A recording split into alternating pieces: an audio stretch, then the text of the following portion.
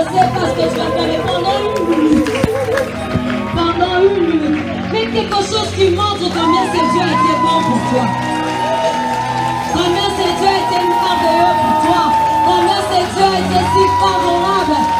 Combien ce Dieu a été si favorable pour toi. Combien il a fait. Combien il a opéré. Combien il a donné. Combien il est. Combien il est si grand pour toi. Si bon pour toi. Si fort pour toi. Si puissant pour toi.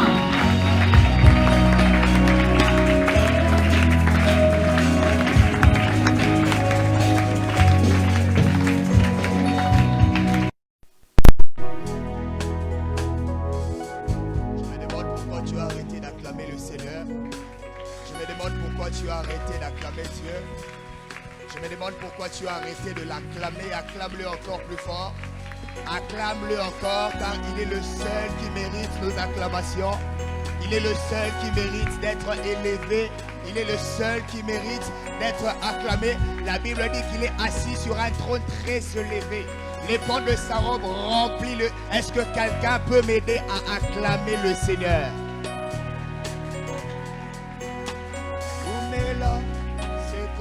Seko, Umela,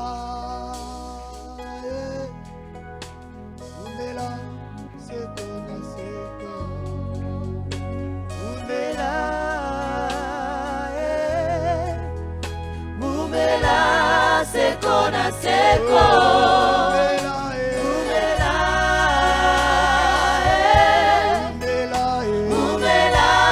Seko na Seko.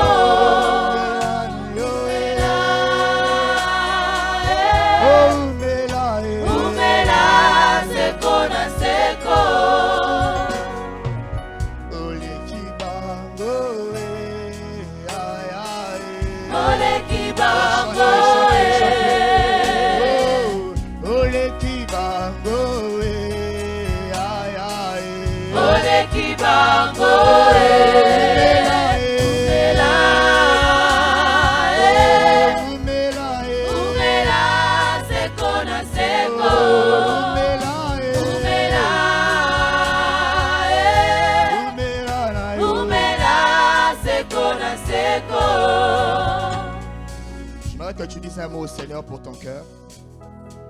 Dis-lui, Seigneur, parle-moi cet après-midi, cet avant-midi, ce midi. Dis à Dieu, parle-moi, parle-moi encore. Dis à Dieu, dispose mon cœur à t'écouter. Dis à Dieu que mon cœur soit une terre fertile. La semence qui vient du ciel ce midi puisse porter les fruits dans ton cœur. Est-ce que tu peux parler à Dieu quelques secondes? Parle-lui, parle-lui, parle-lui. Dis à Dieu, parle-moi, Seigneur. Que je ne sois pas un auditeur oublieux, mais que j'apprenne à mettre tes principes en vie dans ma vie. J'ai envie d'entendre un cœur parler à Dieu. J'ai envie d'entendre un cœur faire monter des paroles vers le Seigneur. Alléluia. Alléluia. Je crois, Seigneur. Je crois que ta parole a un pouvoir de transformer. Sinon, je crois que ta parole a un pouvoir de ressusciter. Sinon, je crois que ta parole a un pouvoir de changer le cœur. Je crois que ta parole a un pouvoir de bouleverser le vie. Sinon, je crois que ta parole a un pouvoir d'apporter la lumière là où il y avait le ténèbre. Sinon, je crois que ta parole a ce pouvoir de restaurer une âme, de changer l'être entier. Je le crois dans mon cœur. Raison pour laquelle nous sommes venus. Il te crie, il envoya sa parole, elle est guérie. Permets que ta parole, Seigneur, guérisse quelqu'un. Permets que ta parole trouve la place dans le cœur de quelqu'un. Seigneur, je sais que tu vas le faire. Je te prie, Dieu. Je te prie, Père, que cette parole pénètre nos vies. Que cette parole nous change. Seigneur, je prie pour l'orateur. Un canal par lequel tu vas passer. Sers-toi de lui comme jamais. Que ton onction le saisisse. Seigneur, qu'il parle de ta part comme jamais. Car en réalité, Seigneur, c'est toi qui parles en lui. Raison pour laquelle nous t'acclamons encore très fort. Acclame Dieu, acclame Dieu, acclame Dieu, acclame Dieu. Acclame Dieu. Alléluia, alléluia, alléluia. Est-ce qu'on peut reprendre nos places rapidement? Alléluia. Alléluia. Est-ce que quelqu'un peut me donner un amen? Alléluia. Alléluia. Est-ce que quelqu'un peut faire un signe de la main pour me dire qu'il est présent? Gloire à Dieu. Alors nous voulons écouter la parole ce midi.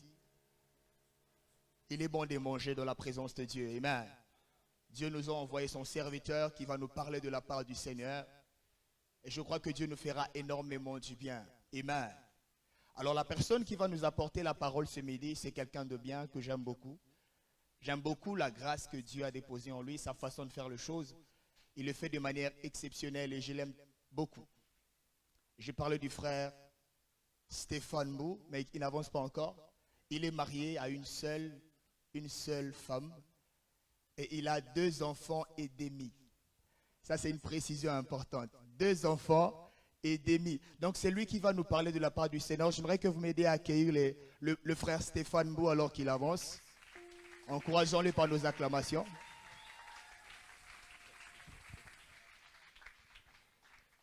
Seigneur, nous voulons te dire merci. Merci de nous parler encore ce midi. Merci de nous faire du bien dans ta présence, ô Père. Seigneur, qui suis-je pour que autant d'hommes soient réunis pour m'écouter? Qu'est-ce que j'ai à leur donner? Absolument rien. Mais toi, ô Dieu, tu peux tout. Je prie, ô Dieu, ce midi que ce soit toi qui parles, Seigneur. Parce que ma voix, le son de ma voix ne peut pas changer un homme, mais le son de ta voix peut changer un homme. Seigneur, le son de ma voix ne peut pas calmer les tempêtes, mais toi, lorsque tu parles aux tempêtes, les disciples s'exclament et disent, quel est cet homme à qui obéissent même le vent et la tempête? Seigneur, je prie que tu nous parles ce midi. Fais-le, pas à la manière des hommes, mais à la manière de Dieu. Au nom puissant de Jésus. Amen. Est-ce qu'on peut acclamer le Seigneur?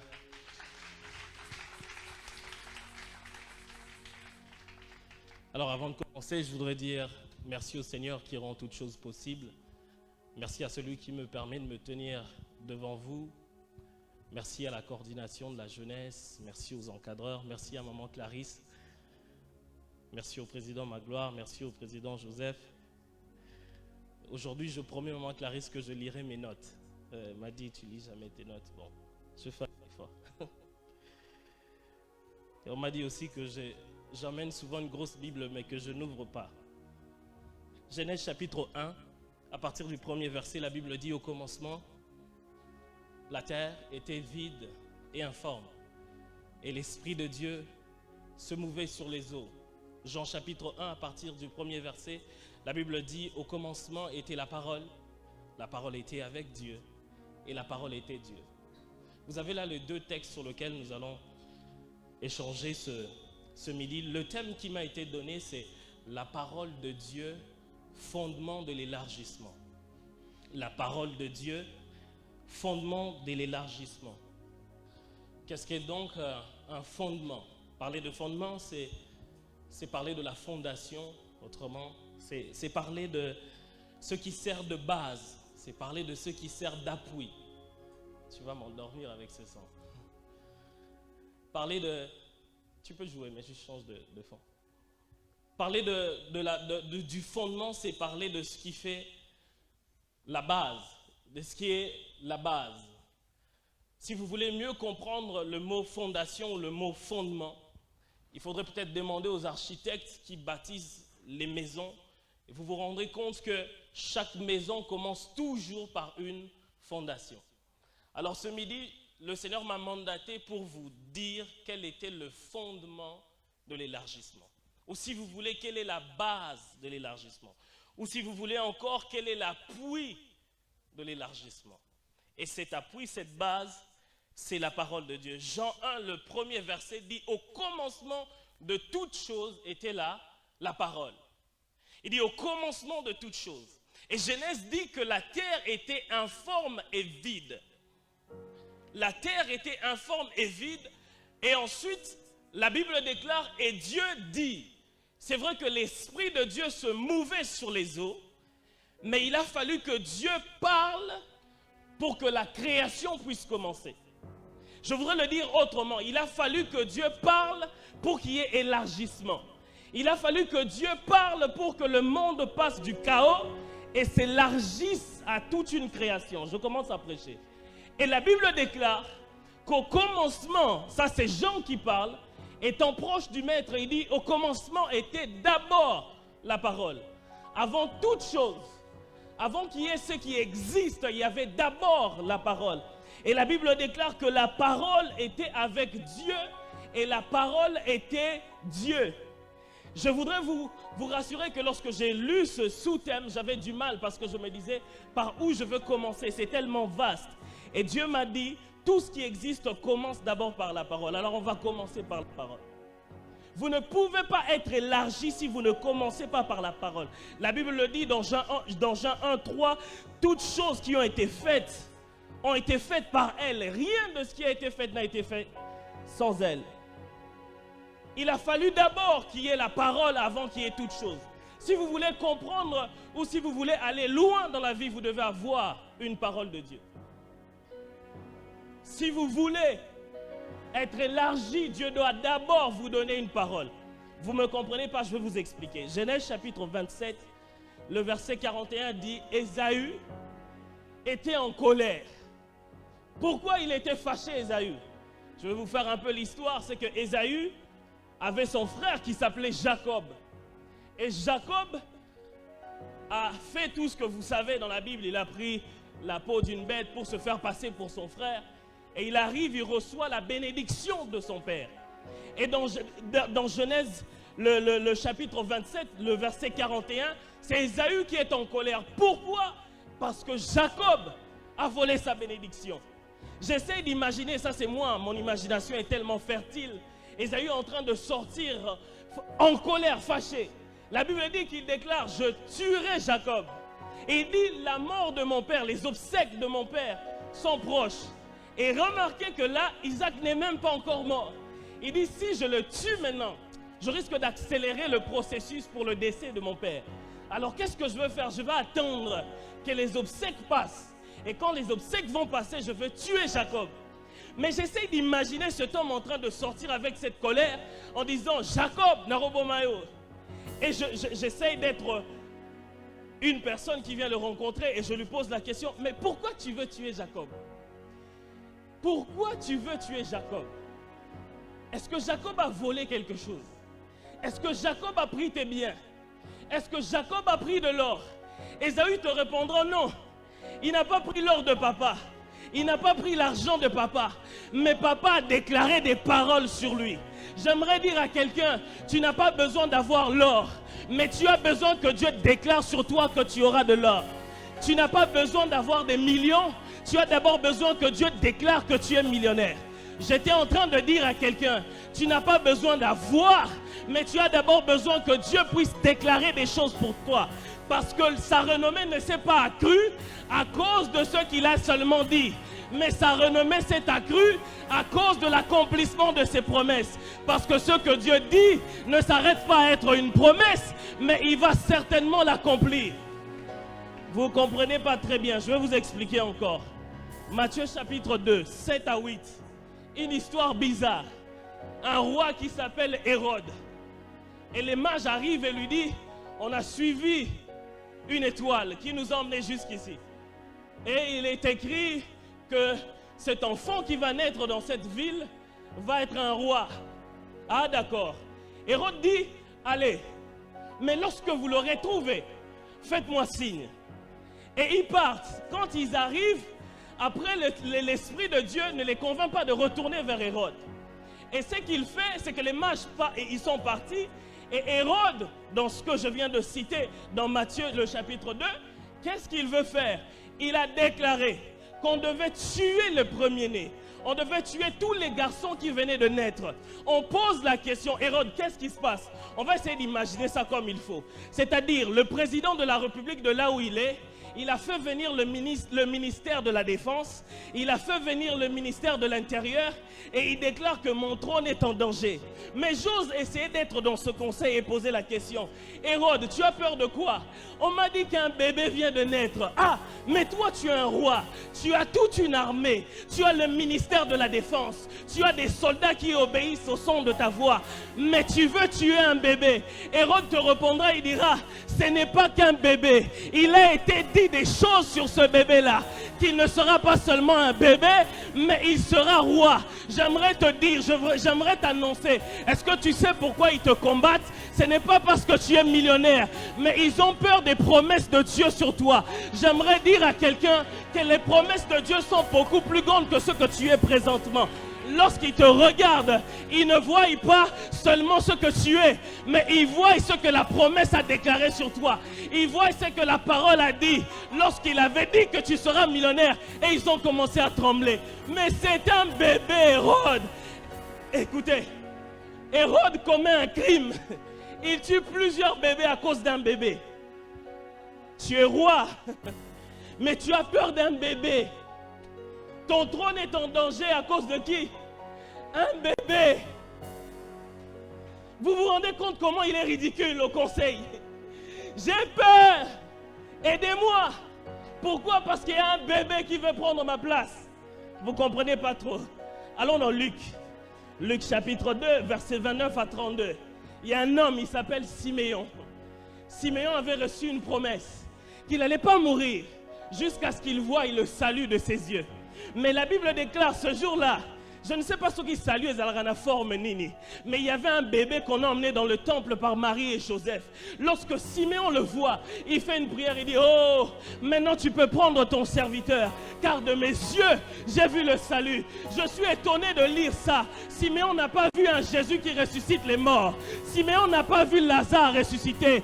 Siméon n'a pas vu Jésus en train de guérir les malades. Siméon n'a pas vu l'histoire de fou de Gadara. Siméon a vu un bébé, mais ce n'était pas n'importe quel bébé. Il y avait des promesses dans ce bébé. C'était lui le Christ, c'était lui le sauveur du monde. Lorsque Siméon voit, il dit, oh, maintenant je peux partir. Frères et sœurs, je suis venu nous dire ce midi, tu n'as pas besoin de voir, tu as juste besoin de croire à ce que Dieu a dit. Le problème avec toi, c'est quoi? Tu veux voir. Si je ne vois pas, c'est que Dieu ne l'a pas fait. Lorsque Dieu parle, ça veut dire qu'il a déjà fait. Dieu ne peut pas venir t'annoncer des choses qu'il va faire. Dieu viendra toujours t'annoncer des choses qu'il a déjà accomplies. J'aimerais dire à quelqu'un, lorsqu'il vient te dire, toi, je ferai de toi millionnaire, ça veut dire que dans les coulisses de l'éternité, il a déjà tout établi pour que tu deviennes millionnaire. Même les sorciers de ta famille n'auront aucun pouvoir sur toi, parce que depuis l'éternité, il avait déjà décidé que tu le deviendras. J'aimerais que tu m'aides à dire à ton voisin, je veux le devenir. Je veux le devenir.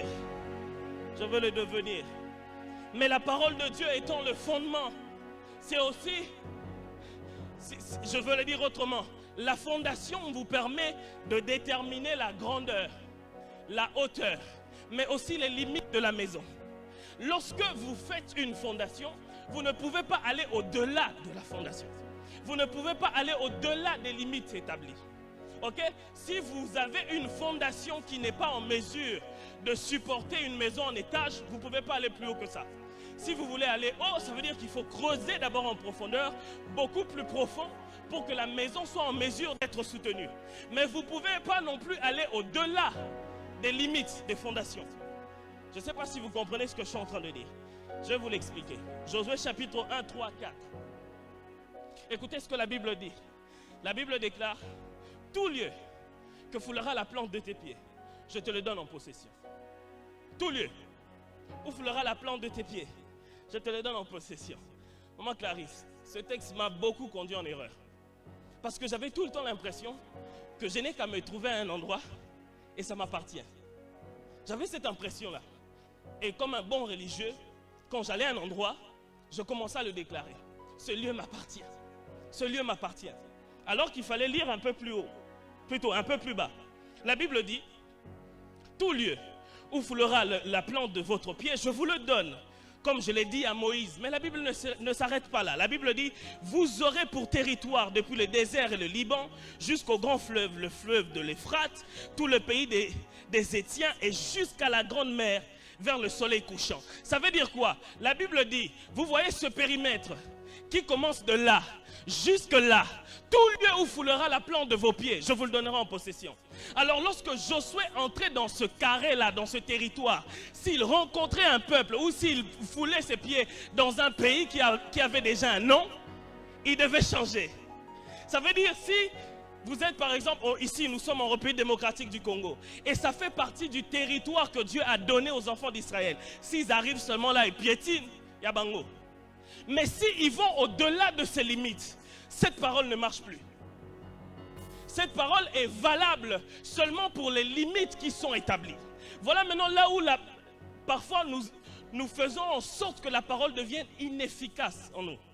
Parce que Dieu, c'est vrai qu'il a dit, tout lieu où la plante de nos pieds foulera, il nous donne en possession. Mais il nous a établi des périmètres. Étant fondation, il a établi des limites. Tu ne peux pas aller au-delà de ça. Bon, je ne vais pas vous parler du péché, on va laisser ça à Brad. Mais je voudrais attaquer une autre portion de la chose. Qu'est-ce que cela veut dire? Cela veut dire lorsque Dieu se décide de te bénir et il te met dans un carré d'entrepreneur, ne deviens pas prédicateur. Lorsque Dieu t'établit dans un carré, dans un périmètre de prédicateur, laisse les hommes d'affaires. Lorsque Dieu t'établit dans un carré de périmètre de médecin, ne deviens pas avocat. Imaginez-vous, vous allez à l'hôpital et vous trouvez Lionel Messi avec son sarrau et son stéthoscope, il veut vous consulter. Moi, je ne pourrais jamais donner ma vie à cet homme-là. Parce que je sais que ce n'est pas son périmètre. J'aimerais que tu poses la question à ton voisin, quel est ton périmètre? Il y a des gens qui se retrouvent dans le carré du ministère alors qu'ils doivent se retrouver au Sénat. Ah ok, je ne te parle pas. Il y a des gens qui se sont retrouvés au ministère alors que Dieu les attendait au Parlement. J'aime toujours dire aux gens, le jour où on va se retrouver devant le maître, il ne nous posera pas seulement des questions où nous ne rendrons pas seulement compte sur ce que nous avons fait, mais nous allons aussi rendre compte sur ce que nous aurons dû faire, ce que nous étions supposés faire. Dieu te posera la question, mais toi, je t'avais envoyé pour être avocat, qu'est-ce que tu as fait? Ah, en colonabano prophétisant des ordres, tu as échoué, parce que tu n'es pas dans les périmètres que le Seigneur avait établis pour toi. Quel est ton périmètre? Quelles sont les limites que Dieu a établies pour toi? Quelles sont les limites que Dieu a établies pour toi? C'est comme ça que vous voyez un enfant à 12 ans peut devenir millionnaire s'il est seulement dans ce carré-là. C'est comme ça aussi que vous allez voir quelqu'un de 30 ans en train de galérer parce qu'il est au mauvais endroit. Où est-ce que vous vous trouvez? Vous voulez que Dieu puisse vous élargir. Nous serons là en train de prier. Nous avons même commencé à prier. Il y a des gens, au lieu de prier et de demander l'élargissement dans leurs études, ils vont prier pour demander l'élargissement dans le ministère. Tu fais quoi? Ok. Ça veut dire que je prêche vraiment les messages que je devais prêcher. Parce qu'ils sont calmes. Comment tu te retrouves là, dans le ministère, alors que Dieu, lui, il t'attend à la BCDC? À la banque, là, il y a ta place. Mais toi, tu dis non, moi, c'est le ministère. Je crois qu'il y a des hommes à qui Dieu a donné beaucoup de talent, beaucoup de potentiel. Mais ce que j'aime, c'est que Dieu donne à chacun selon ses capacités. C'est bien de soupirer après des choses. Mais j'aimerais le dire en lingala. Il y a des gens qui soupirent après la prade d'autrui alors que la nuit, ils ne dorment pas. Toi, quand tu regardes la prade, tu dis, oh, la prade, ouais. Ok. La grandeur, c'est tout lieu où foulera la plante de nos pieds. J'aimerais dire à quelqu'un que Dieu va t'élargir, je le crois. Je crois que Dieu va t'élargir. Je crois que Dieu va t'élargir dans tes études. Je crois que Dieu va t'élargir dans ton travail. Je crois que Dieu va t'élargir dans ton commerce. Je crois que Dieu va t'élargir dans ton business. Mais reste dans le périmètre. Reste dans le périmètre. J'aimerais le dire autrement.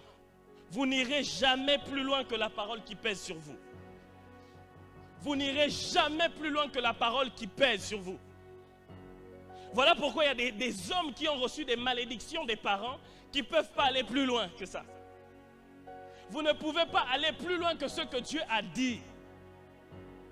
Vous ne pouvez pas être ici en train de vouloir l'élargissement dans un domaine que Dieu ne vous a pas donné.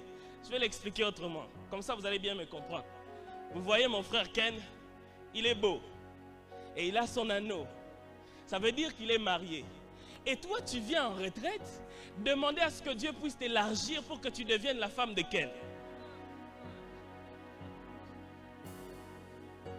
Ça veut dire quoi? Tu veux commettre un meurtre? Tu veux que sa femme meure? Et tu es là en train de prier pour que Dieu t'exauce. Tu ne pourras jamais aller plus loin. Tu ne pourras jamais aller plus loin que la parole qui pèse sur toi. Si Dieu t'a dit tu deviendras X, c'est X que tu dois devenir. Vous êtes avec moi? 4 choses que je voudrais qu'on puisse retenir au sujet de la parole. La première, c'est que tous ceux qui sont nés de nouveau n'ont pas reçu une parole de Dieu, mais ont reçu la parole. Je vais répéter. Tous ceux qui sont nés de nouveau n'ont pas reçu une parole, mais ont reçu la parole. Qu'est-ce que Jean dit? Jean dit au commencement était la parole était avec Dieu. Et ensuite la parole continue. Elle ne s'arrête pas seulement à être avec Dieu. La Bible dit que cette parole était pour les hommes, lumière du monde. Et la Bible rajoute en disant, il est venu chez les siens l'ont rejeté. Mais à tous ceux qui l'ont reçu, il leur a donné le pouvoir de devenir. À tous ceux qui l'ont reçu, il leur a donné le pouvoir de devenir enfants de Dieu. À tous ceux qui ont reçu quoi? À tous ceux qui ont reçu la parole. Puisque cette parole est lumière.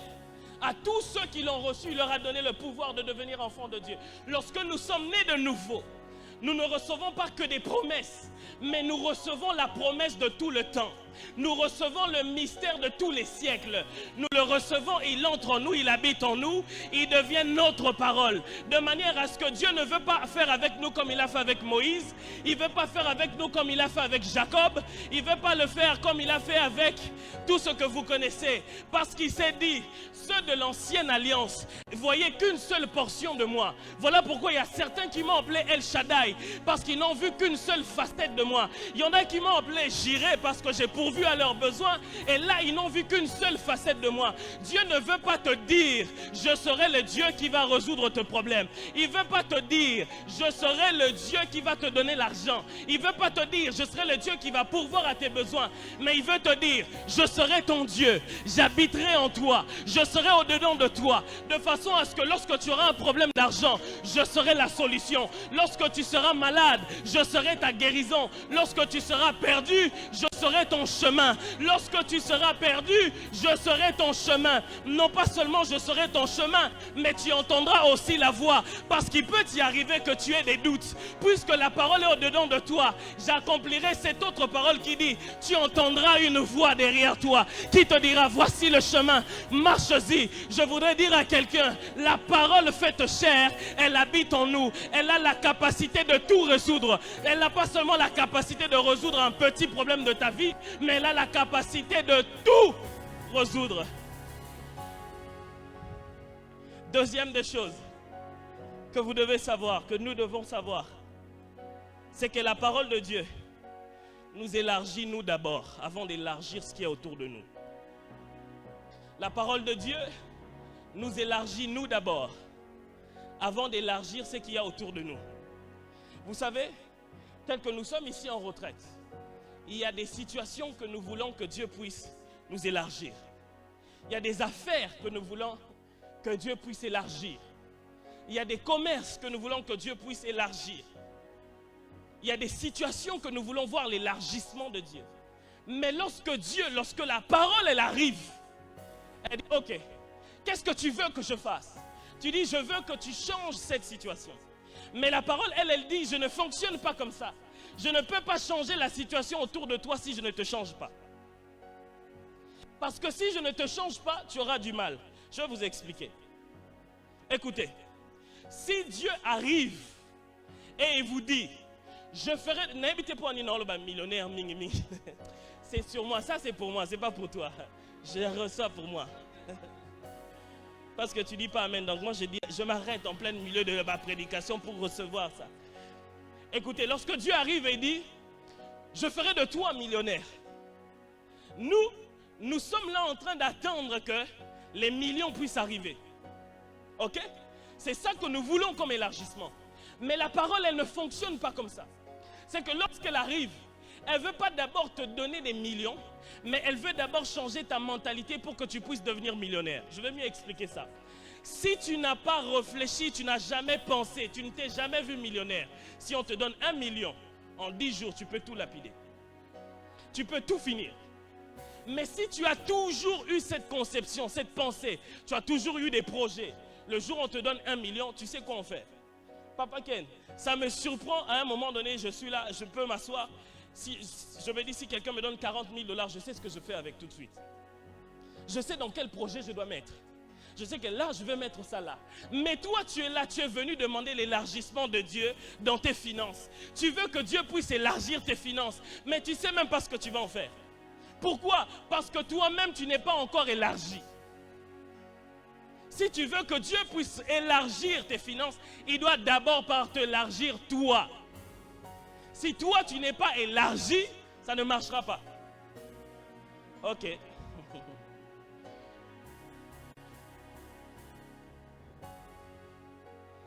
Alors, voilà comment je vais vous dire autrement Jean 1,12. À tous ceux qui l'ont reçu. Écoutez ce que la Bible dit. Mais à tous ceux qui l'ont reçu, à ceux qui croient en son nom, elle, la parole, a donné le pouvoir de devenir enfants de Dieu. La Bible ne s'arrête pas là. Lesquels sont nés ni de la chair, ni de la volonté de l'homme, mais de Dieu. Qu'est-ce que la Bible veut dire? À tous ceux qui l'ont reçu. Ceux qui ont reçu d'abord, avant d'être nés de nouveau, ils étaient nés de la chair et de la volonté d'un homme. Mais puisqu'ils ont reçu la parole les a élargis dans d'autres sphères. Cette sphère où tu n'es né ni de la volonté d'un homme, ni de la volonté d'une femme. Tu n'es pas né de la chair, mais tu es né de Dieu. Si la parole ne te change pas et ne te donne pas cette sphère, tu sauras aller nulle part.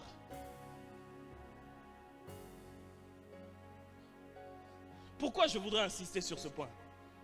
Parce que vous savez, il y a des choses que l'on peut être en train de demander à Dieu maintenant, alors que nous en avons déjà. Il y a des gens qui perdent du temps à la retraite pour des choses qu'ils ont déjà. Je peux vous expliquer ça? Vous arrivez à la retraite et vous demandez à Dieu, Seigneur, je veux un mari. Vous arrivez là, vous disiez, Seigneur, je veux une femme. Alors qu'il est écrit que dans sa maison, il n'y aura pas de femme sans mari. Il n'y aura pas d'homme. Mais qu'est-ce que tu es venu demander à Dieu au fait? Dieu dit, vous dans mon champ, moi dans vos maisons. Et toi tu viens en retraite, tu dis Seigneur protège ma maison. Alors que tu demandes quoi à Dieu? Et Dieu de là où il est, il rit. Il rit vraiment. Qu'est-ce que tu me demandes là? Je te les ai déjà donnés. J'aimerais que lorsque nous allons nous mettre à prier, que nous demandons des choses qui valent la peine de demander. Parce que si tu ne connais pas ton identité et que Dieu ne t'a pas élargi, il y a des choses que tu vas demander à Dieu. Je vais vous expliquer. Psaume 2,8 dit, demande-moi, je te donnerai les nations en héritage. Demande-moi, je te donnerai les nations en héritage. Ça, c'est l'ancienne alliance.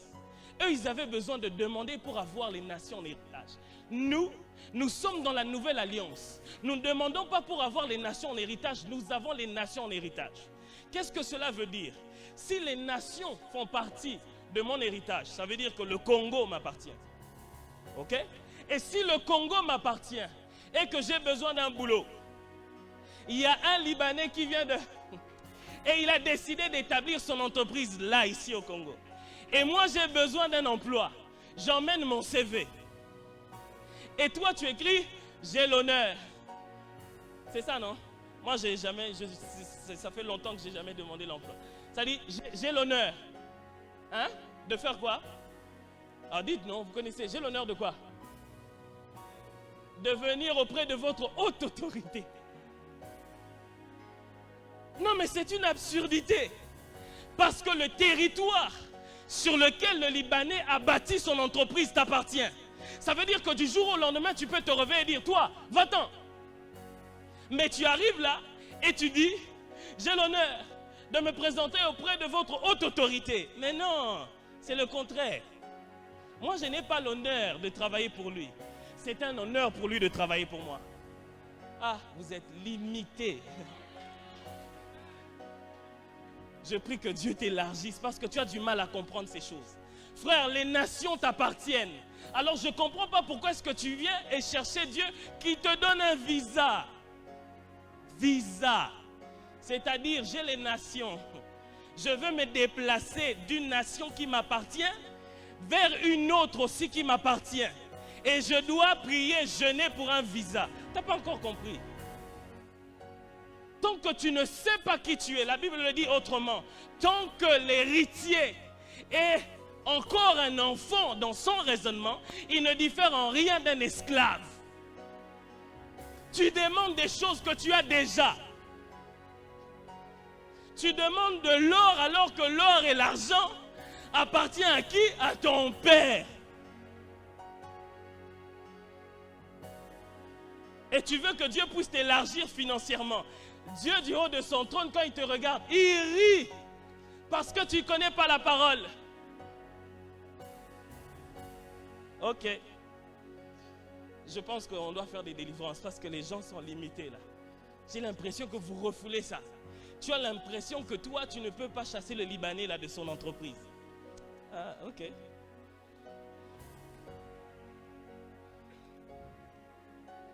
Troisième des choses, c'est que l'obéissance vaut mieux que le sacrifice.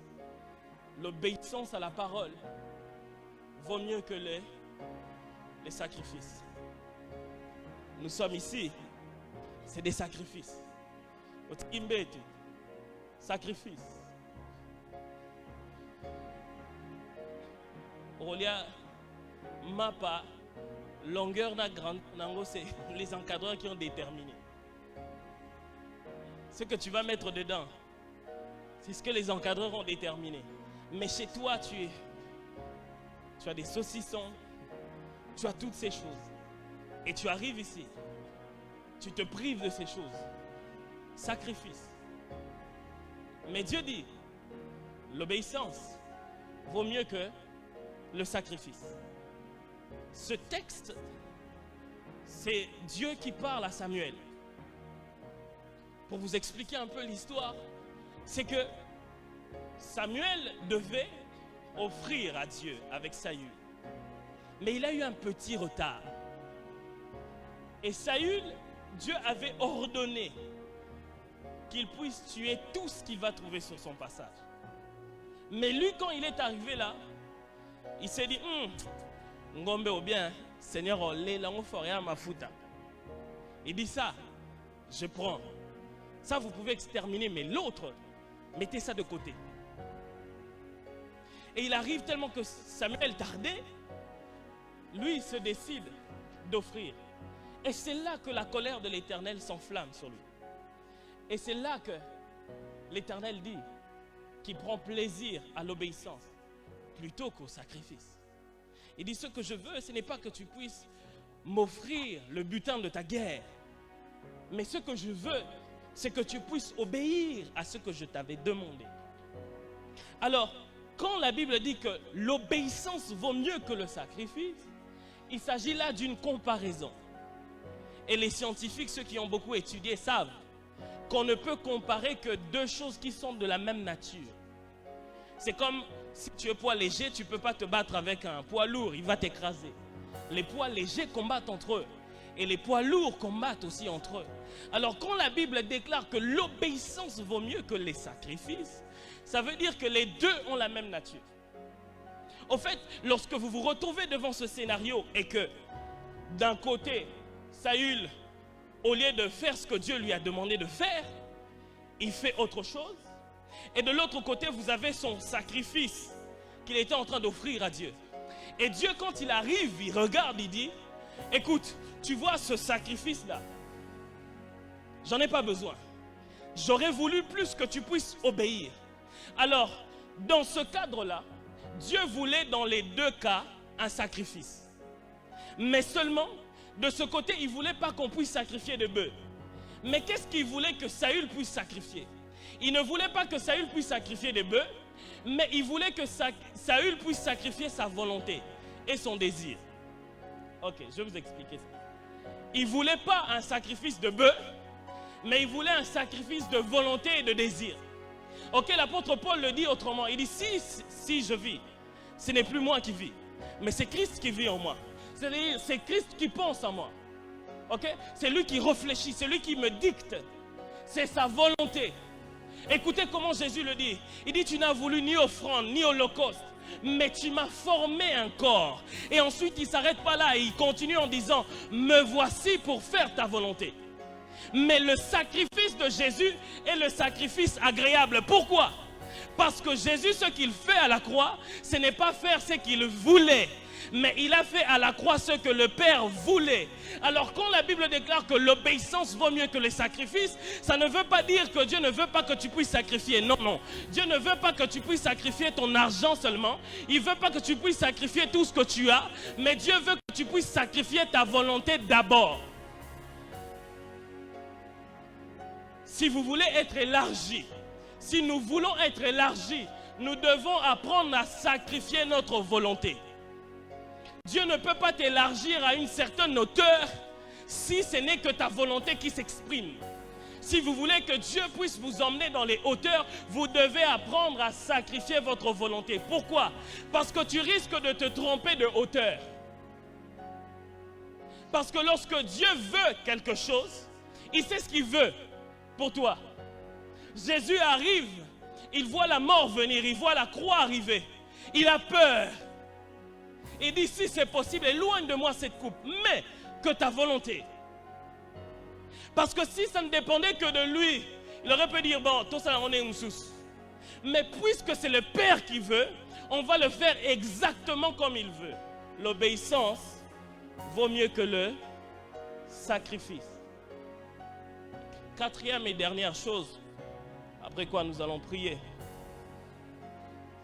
c'est que seule la parole faite chair peut nous racheter et nous élargir.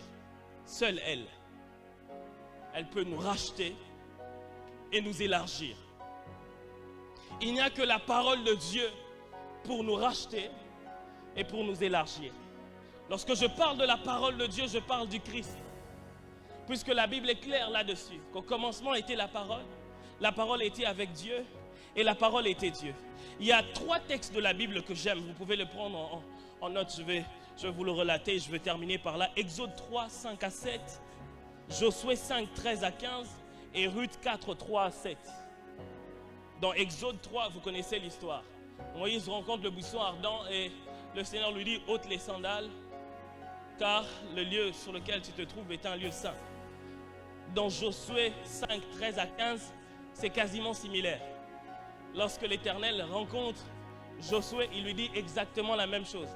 Ôte tes sandales, car le lieu sur lequel tu te trouves est un lieu saint. Dans Ruth chapitre 4, 3 à 7, c'est l'histoire de Boaz, de Ruth et de Naomi. Il s'agit là de faire le rachat. Et la Bible mentionne un point qui est très similaire aux 2 autres textes. La Bible mentionne que à cette époque-là, pour démontrer qu'un marché était conclu, la Bible déclare qu'il fallait ôter les sandales et puis donner à l'autre.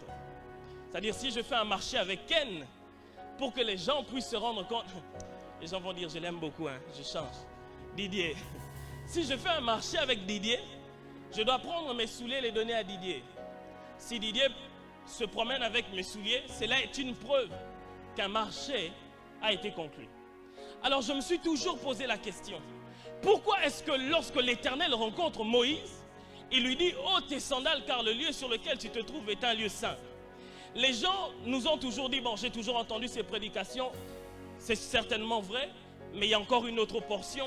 On dit que c'est parce que Moïse venait de commettre un crime, il était pécheur et l'Éternel était saint, il fallait qu'il ôte ses sandales. Mais je me pose la question maintenant autour de Josué. Pourquoi à lui aussi on demande d'ôter les sandales? Car le lieu sur lequel il se trouve est un lieu saint. Parce que la Bible déclare que Moïse parlait face à face avec Dieu comme un homme parle à un ami. Et ensuite il sortait de la tente d'assignation pour vaquer à ses occupations. Mais son serviteur Josué restait là. C'était un homme habitué à la présence de Dieu. C'était un homme qui aimait Dieu. C'était un homme qui se sanctifiait. Mais lorsque lui, il arrive aussi à cet endroit, on lui dit, ôte tes sandales. Lorsque la Bible nous parle dans Exode 3 et que Dieu choisit Moïse, il le choisit pour le confier une mission.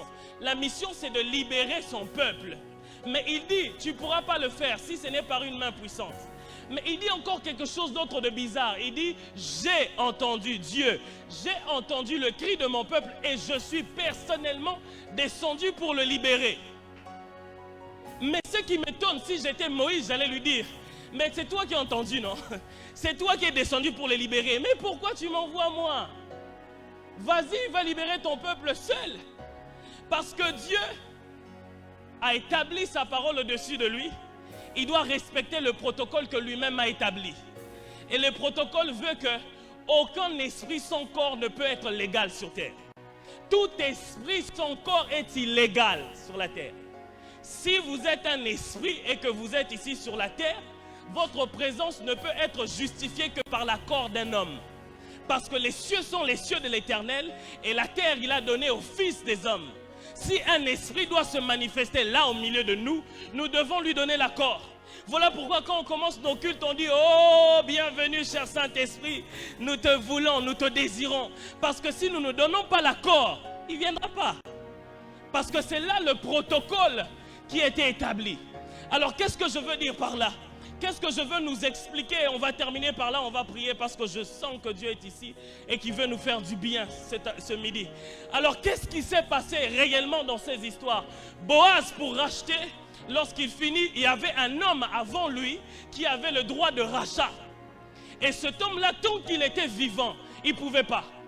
De la même façon que Dieu, pour nous racheter, tant qu'il y avait des hommes dignes, il ne pouvait pas. Voilà pourquoi il devait essayer avec Abraham, il devait essayer avec Moïse, il devait essayer avec Élie, il devait essayer avec les prophètes, mais ça ne marchait pas. Et ensuite, lorsqu'il rencontre Moïse, il fait quelque chose de bizarre qu'il va répéter avec Josué, parce que Josué, son travail, c'est de finir le mandat que Dieu avait donné à Moïse. Voilà pourquoi il devait répéter les mêmes choses deux fois. Il devait exactement faire avec Josué ce qu'il avait fait avec Moïse. Il devait organiser une rencontre similaire. Parce que vous ne pouvez pas accomplir une mission dont vous n'avez pas reçu la vision. Et Dieu savait ça. Si je laisse cet homme aller libérer le peuple et achever le travail de Moïse, sans qu'il n'ait reçu lui aussi la vision de l'Éternel, il ne va pas y arriver. Je vais le mettre dans les mêmes contextes et je vais le mettre dans les mêmes conditions.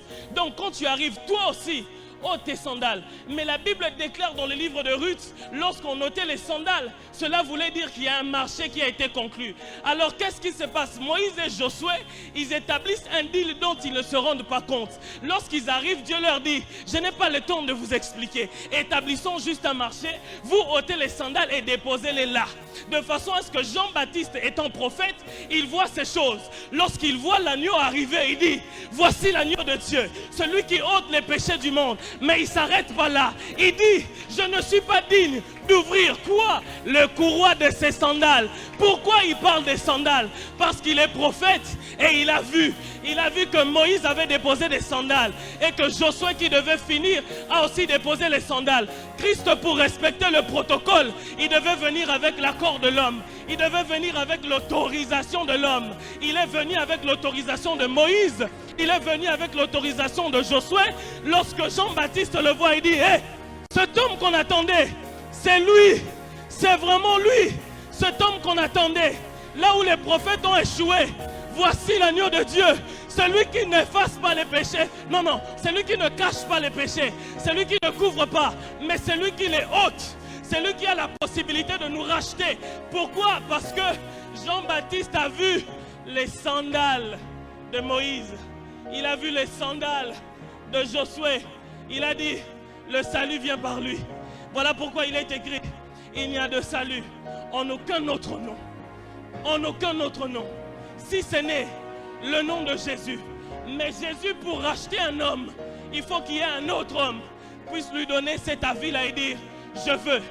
Voilà pourquoi ce midi, je ne peux pas nous emmener à être élargis parce que je crois que c'est ce que Dieu va faire ce midi. Il va élargir plusieurs. Je ne peux pas te laisser être élargi si tu ne reconnais pas les sandales qui se trouvent en Christ. Ça veut dire quoi? Si tu ne donnes pas ta vie à Jésus, je ne peux pas continuer ces instants. Je ne peux pas continuer ces instants tant que là où tu es, tu ne reconnais pas, tu n'as pas le certificat que toi, tu es un enfant de Dieu. Si tu n'as pas le certificat du salut, si tu n'as pas le certificat du rachat, si tu n'as pas ce certificat, Dieu ne peut pas t'élargir. Le Christ ne peut pas t'élargir. Vous vous souvenez qu'est-ce que j'ai dit? Il doit d'abord nous élargir, nous. S'il ne t'élargit pas, tu n'iras nulle part. Ce midi, est-ce qu'il y a un homme? Est-ce qu'il y a une femme qui reconnaît en disant, je n'ai pas ce certificat? Je n'ai pas l'assurance que tel que je suis là, je suis sauvé. Si tu es là, lève-toi. Si tu es là ce midi et tu te dis, je n'ai pas l'assurance d'être sauvé. Je n'ai pas l'assurance que tel que je suis là, je suis sauvé. Si tu es là ce midi, lève-toi. Lève-toi. Fais-le vite. Dieu veut nous élargir. Et je ne veux pas que tu manques cet élargissement. J'insiste. Tu es là ce midi et tu te dis, je n'ai pas l'assurance que je suis sauvé. Je n'ai pas l'assurance que si Jésus revenait maintenant, j'irai au ciel. Si vous n'avez pas cette assurance, n'ayez pas honte. N'ayez pas honte. Levez-vous ce midi. Et Dieu va nous élargir. Parce qu'il doit nous élargir d'abord. Lorsque je venais, j'ai vu une vision, c'était clair, papa le fait. C'était clair. Je me suis vu juste à l'entrée de Shaumba. Et je voyais des hommes entrer. Mais bizarrement, ces hommes-là, c'était des hommes de Dieu. Avec des Bibles. Mais j'entendais une voix qui me disait, eux, ils doivent redonner encore leur vie à Jésus. Je me suis posé la question, pourquoi? Et le Seigneur m'a dit, plusieurs. C'est vrai qu'ils ont donné leur vie à Jésus. Mais ça fait un moment qu'ils ont arrêté de marcher avec Dieu. Tu es là ce midi et tu te dis, oui, j'ai déjà fait la prière du salut. Mais j'ai perdu cette assurance à cause de ma marche. N'aie pas honte, on a les yeux fermés. Nous avons tous nos yeux fermés, n'aie pas honte. Si tu es là et que tu as perdu cette assurance, lève-toi. Lève-toi, on va prier. Parce que Dieu veut nous élargir. Tu te dis, oui, j'ai donné ma vie à Jésus, certes. Oui, c'est vrai que les hommes me voient prêcher, certes. Mais j'ai arrêté de marcher avec lui en réalité. Nous avons nos yeux fermés, nous avons nos yeux fermés. Tu es là. Merci pour ceux qui se lèvent. Merci pour ceux qui se lèvent. On a encore notre temps, Tozo Zelayo. On a encore notre temps. Tu as perdu cette assurance du salut. C'est vrai que tu l'as connu, mais tu n'es plus sûr que s'il revenait maintenant, tu auras une place avec lui pour l'éternité. Merci de te lever. Il y a encore 2 personnes qui doivent rejoindre ce groupe. Lève-toi. Lève-toi. Lève-toi, on veut prier, on veut déjà prier maintenant.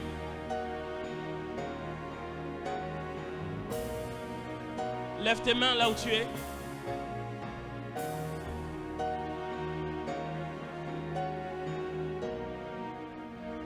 Est-ce que vous pouvez vous avancer, vous qui vous êtes levés? Avancez.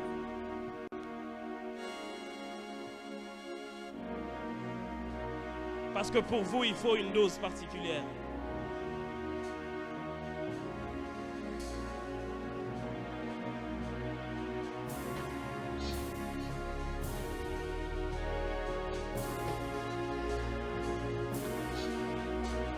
C'est pour des moments comme ça que Dieu nous a oints.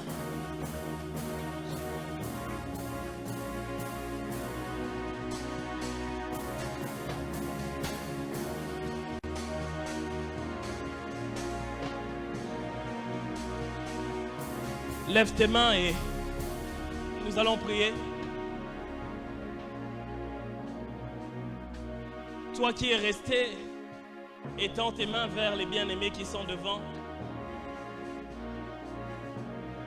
Je voudrais qu'ensemble nous puissions prier pour eux. De là où tu es, tu étends tes mains vers les bien-aimés qui sont devant et parle à Dieu pour eux. Dis Seigneur, les voici devant toi. Ils ont pris une décision. Aide-les, Saint-Esprit, à ne plus revenir en arrière. Est-ce que tu peux prier pour eux de là où tu es? Étends tes mains. Prie pour eux.